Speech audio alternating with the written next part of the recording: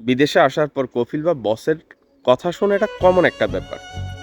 এখানে আপনি অন্যায় না করলেও কথা শুনবেন। আর চাইলেও প্রতিবাদ করতে পারবেন না। কারণ প্রতিবাদ করলে আপনার চাকরি চলে যাবে। আর চাকরি গেলে অন্য কোথাও চাকরি খুঁজবেন এটার সুযোগ নেই। কোম্পানিতে চাকরি করলে আপনাকে শুধু চাকরি থেকেই বের করবে না, আপনাকে ফাইনাল এক্সিট লাগায় দেশে পাঠায় দিবে।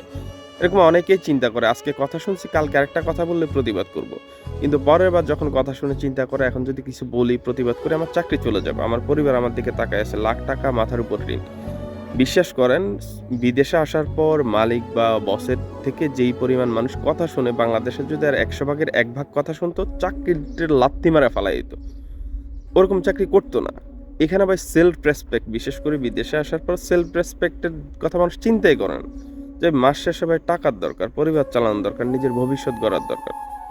মানে এখানে মানুষ যে কি কঠিন পরিস্থিতিতে কাজ করে বিদেশ আসার আগ পর্যন্ত আসলে দেশের মানুষ কোনোদিনও এটা উপলব্ধি করতে পারবে না।